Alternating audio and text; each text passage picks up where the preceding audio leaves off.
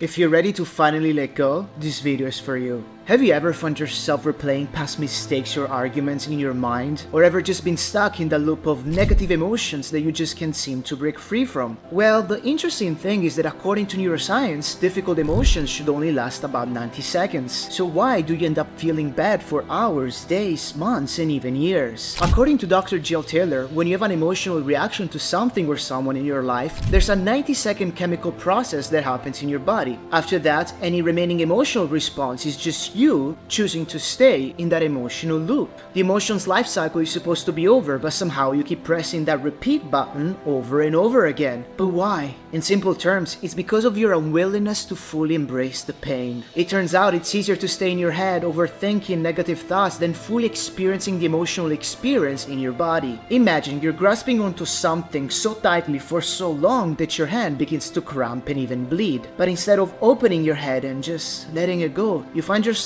ruminating, questioning, what's wrong with me? Why can't I just let go? And in a world where many books or social media posts tell us to just let go, rarely they provide the practical steps needed to actually let go. So make sure you watch this video in its entirety, because today I'm going to talk about and teach you the step-by-step process to letting go. We'll explore why letting go is so important and how you can start practicing it today. Not tomorrow, not next week, no, we're done with that. Today. Hi, my name is Gabriel and welcome to my channel where we explore the wonders of the mind, the science of transformation, and how you can harness this knowledge to live your best life. Please don't forget to give this video a like if you're ready to let go, and if you're new, please click on the subscribe button below. That will help me so much. Let's begin. First thing first, before even talking about letting go, we need to understand our emotions. Because when we're faced with emotions, we typically handle them in three main ways. 1. Suppression and repression. 2. Expression. And 3. Escape. Let me break this down for you. Let's start with suppression and repression. Suppression is where we consciously push our feelings away, like when you're forced to smile even though you're very upset. While repression happens unconsciously, meaning you're not even aware of the fact that you're doing it. And this is actually the most common way people deal with difficult emotions, because from a young age, that's what we've been taught to do, to hide those emotions, to not let them show. Now, the most common ways people suppress their feelings is to either denial or projection. Denial is when you just deny their very existence and block them, literally refusing to accept reality, and I've done so much of that in my life. While projection is when you blame others for your feelings, and this is so funny because I see stuff like that happen all the time. Like, let's say you're feeling a little overwhelmed today, and while cooking dinner you accidentally burn yourself or overcook the food, but instead of recognizing your stress, you blame your partner for distracting you. You pretty much turn others into the bad guys because it's easier than facing your own emotions. And this leads to very serious problems not only in your personal life but on a larger social scale as well. Next, we got expression, which is when you act out on your emotions and lose complete control over yourself. Like when you're angry and yell at someone, or to even darker scenarios like when someone physically harms another person. And contrary to popular belief, just expressing a feeling doesn't free you from it. Becoming the emotion versus feeling the emotions are two very different things. And if it sounds confusing, don't worry, just stay with me as it will make sense later in the video. And yes, you might feel relieved for a bit when you start yelling at someone, but this will only result in greater anger the next time. And finally, there's escape. Hello, Netflix, drugs, alcohol, binge eating, just to name a few. This is all about avoiding your own feelings through distractions. And while these methods might provide you with a quick fix, you're actually just pushing your emotions aside temporarily. But the emotions are still there, waiting for you when you come back to reality, and you know that. Now, in all of these scenarios, you actually never, let's say, get rid of your emotions, which is why they always come back. They just haven't been fully dealt with or processed. When you suppress them, repress them, and escape them, they stay in your psyche. You don't process them and you don't discharge them from your system. And when you express them, you're reinforcing the emotions in your psyche. It's like you're feeding the fire instead of putting it out. So the key takeaway here is that none of these methods actually resolve the core emotional issue, which means that the emotions will return, often with increased intensity. And this is exactly why you can move on with your life, why you keep thinking negative thoughts, why you always feel certain ways for no apparent reason over and over again, why you're still stuck in the past, why it seems so hard to change. And this is not a way to live, imprisoned by your own feelings, unable to be truly free. And by the way, over the long term, these unprocessed emotions can also make your body sick, opening the door to all sorts of diseases. Now, recognizing this and becoming aware of how you typically handle your emotions is the first step.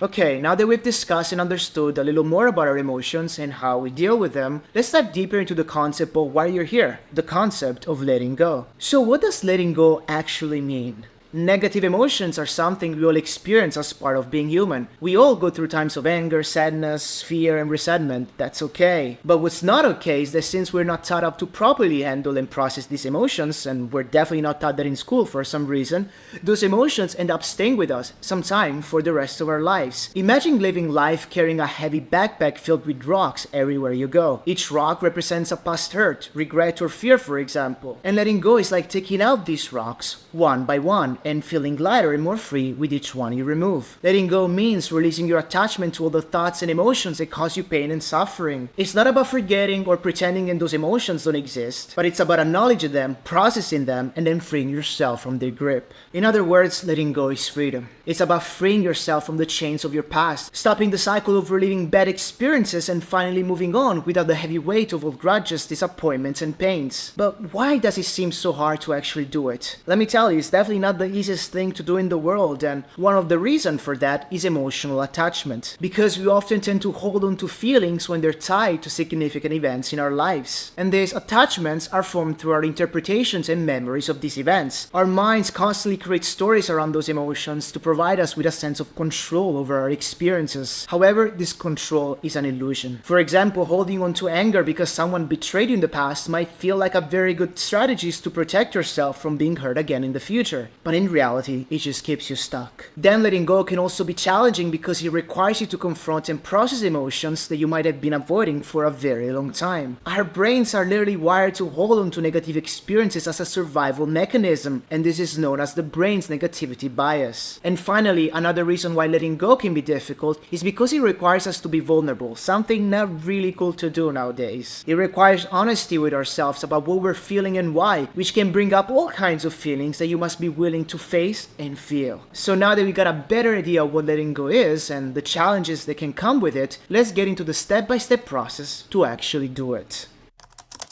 Now, the letting go technique is actually simpler than you think. But while the steps to it are simple, they all require dedication, consistency, and practice to master. And in simple terms, before we begin with the step-by-step process, to let go, all you really need to do is to just feel all of your emotions in your body, simply letting them run their course. That's all. Without thinking about them or taking any action, you do that and just watch how they stop coming back. I want you to imagine your emotions as water in a pan for a moment. If your emotions are the water, if you boil it, all the water will eventually evaporate, right? And how you boil the water? By simply feeling the emotions. Because if you don't, eventually the water will become stagnant, and over time you will even become a prime breeding ground for harmful bacteria, aka mental health problems and diseases in your body. So let me share with you now the 3-step technique to letting go. Step 1. Identify the emotion. The first step in letting go is to just identify the emotion you've been experiencing. This might sound straightforward, but it requires a certain level of self-awareness and honesty. You can also start by identifying what you're attached to. This could be a person, an event in your life, a bad habit, or a belief. By doing that, you can begin to understand the emotional response it triggers. Because awareness is always the first step. If you don't know what you're holding on to, you can't release it. Is it anger, fear, sadness, guilt, or something else? And if you think it's a lot of them at the same time, just start with one. Let's let go of one thing at a time. And don't worry about getting it perfectly right, just do your best to identify what you've been experiencing and start with that. Also, if you need a little more help to identify and name your emotion, you can take a look at this chart and feel free to screenshot it if you want to come back to it later. Now, once you have it, we can begin the next step, the actual work. And remember, emotions are just messengers. At the end of the day, there's really not such thing as a positive or negative emotion. They're simply messengers that carry valuable information about what's going on inside of you. So be grateful for the fact that you're even aware of them. Most people live their life completely unaware, and awareness is a gift.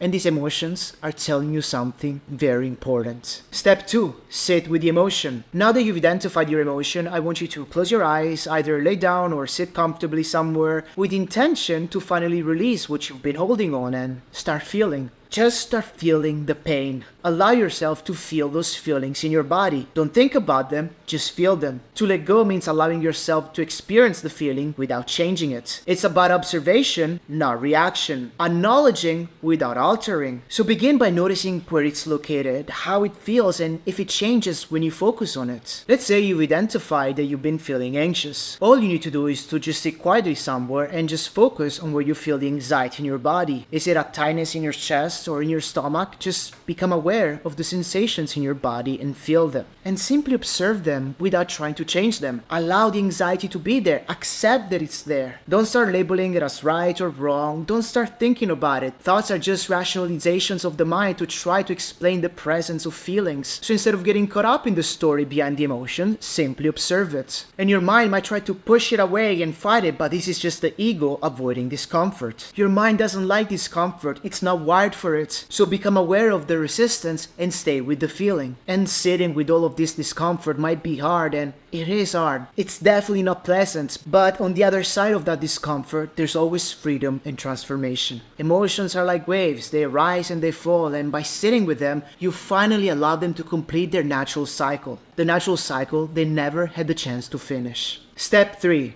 Decide to let go. As you experience and feel the emotion in your body, you may begin to notice how it naturally begins to lose its hold on you and how it diminishes its intensity over time. And that's the key. The more you feel, the more you release. And you can honestly just do that. But I also like to add a final step to the process, which is to make the conscious decision to let it go. Consciously deciding to let go adds a layer of mindfulness and intention to the process. And since you know by now that our minds like to create stories around our emotions, by making such a firm decision, you can begin to rewrite these stories. This helps in changing your perspective and reinforces the understanding that your emotions are transient. So what I like you to do is first acknowledge and thank the emotion for whatever purpose it served. Every emotion has a role, whether it's to protect, warn you, or teach you something. If you've been sitting with anxiety, for example, you might say to yourself, "Thank you for trying to protect me. I appreciate what you were trying to do for me, but I no longer need your help in this way anymore." Then you move on forgiveness. This could simply mean forgiving yourself for holding onto the emotion, or forgiving someone else if the emotion is tied to an external event or person. And forgiveness is not about forgetting or condoning the wrongs people have done to you, but about freeing yourself from the emotional burden. There's a very beautiful quote that says, "Forgive others not because they deserve forgiveness,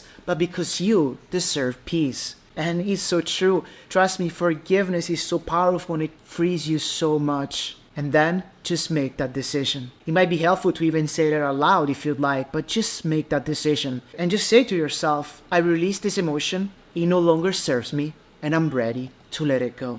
You could spend about 20 minutes to 1 hour a day on this process. It all depends. But consistency is key, so make sure you make it a regular practice and make sure you do so because it's a very simple one. And if you need additional guidance, I've also made a really powerful 10-minute guided meditation on my channel that can help you start with process, and you can simply click above to try it. Also, it's important to know that letting go is not a one-time event. It's okay if the emotion comes back. It just means that there's more to be released. Just be patient, be consistent, and you'll see that in no time, you will be free. Thank you so much for watching. If you find this video helpful, don't forget to like and subscribe to my channel. Your support means everything to me, and it's really what allows me to keep creating and sharing with you more content like this. I'd also love to hear your journey, and I reply to all comments, so let me know what emotions have you been struggling to let go of, and how's your journey been so far. And never forget, true freedom comes from within.